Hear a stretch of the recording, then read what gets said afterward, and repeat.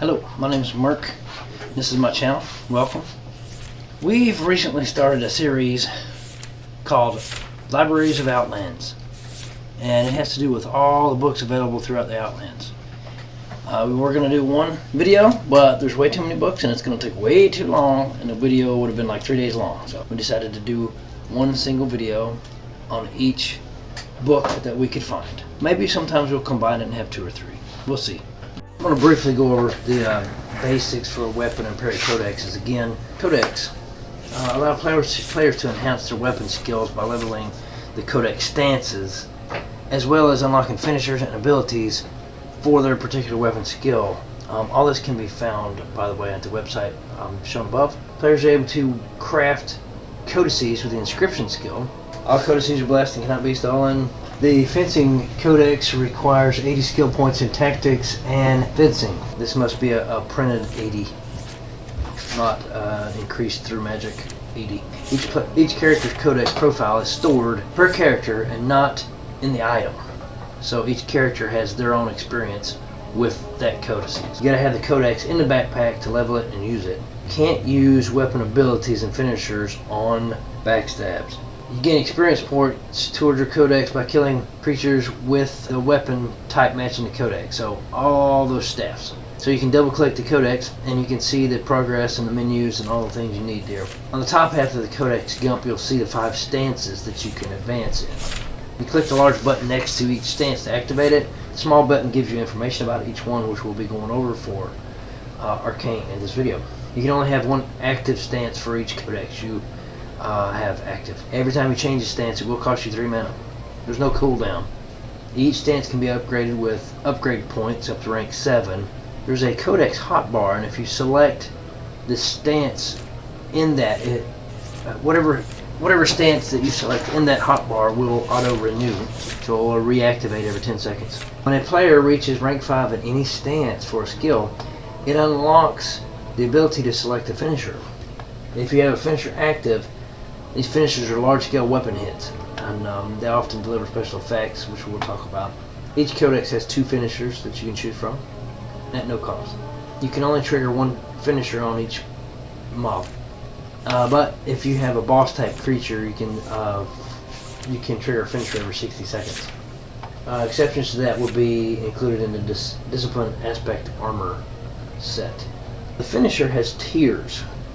Every time you reach rank 5 in a stance, you'll get the opportunity to increase your finisher. Each tier of finisher adds 2% more finisher chance. To occur is also scaled along with this weapon speed. The slower the weapon is, the more likely you are to hit it with a single swing. Each one of these codex has 3 weapon abilities that you can unlock and activate. It takes 50 points to unlock. Once unlocked, the lock symbol of the weapon is replaced with a large orb-shaped weapon ability button. In order for a player to perform weapon ability, the weapon ability meter must be full. All weapon abilities for players share the same weapon ability cooldown. Every 6 seconds, the player's weapon ability meter will fill by 10%, and by an additional 10% depending on your arms lore.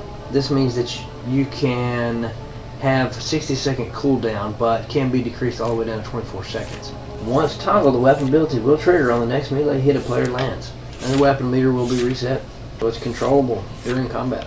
You can open a codex hotbar, which allows players to quickly change and view their stances, finishers, weapon abilities in one place, as well as set their stance to auto-renew or monitor their weapon ability meter. The codex hotbar can be accessed via the hotbar button at the bottom of the codex gump with the codex hotbar command.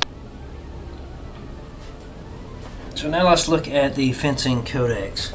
To start with these 5 stances, we'll look at the first one, aggressive. Aggressive increases attack speed by 2.5% per rank, but player takes 1% more damage per rank from all sources. Defensive, your weapon swings increase your damage resistance to all enemies by 4% per rank for 5 seconds, which does not stack. Cleave deals 8% of damage per rank towards a random enemy within 2 tiles. Blackguard Successful hits have a 3% chance per rank to inflict a disease effect on target that deals 200% damage spread out over 20 seconds. And Fang, damage increased by 6.5% per rank while using weapon coated with greater poison or higher.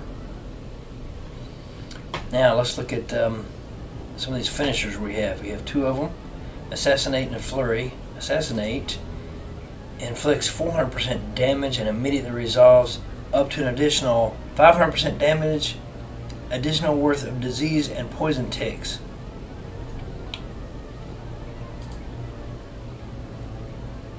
Caused by the player remaining on a target. Flurry.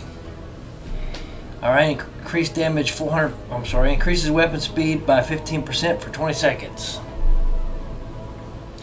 Now the abilities that go along with these cost 50 points each to unlock. The first one is Gambit. And for the next 15 seconds, damage increased by 40%, but 10% chance any hits will convert into misses. Swift Strikes. For the next 15 seconds, each hit increases attack speed by 5%, scaled by weapon speed, up to a max of 25%. Alright, and Bane. Immediately resolve 2 poison ticks if player has an active weapon applied poison on a creature. Alright, let's look at the hotbar. Okay, here's the hotbar for these. As you can see, these 3 are still locked. The abilities, once I pay 500 points each for each one of these, I'll have them open. You can have this available on screen. You can turn this off and utilize this in the corner of the screen somewhere if you like to change. Or if you don't, you'd like to set it and forget it, you can do that and have it auto renew. Assassinate. Pick Assassinate or Flurry. And you can even switch between hotbars. But I don't think that's very useful in this circumstance. I think that's enough for today. Thanks for tuning in and checking out the video. Like, share, and subscribe. Comment. Let me know what you think. Tell me what's good or bad. Hit that post notification bell as well. And that's it. Peace.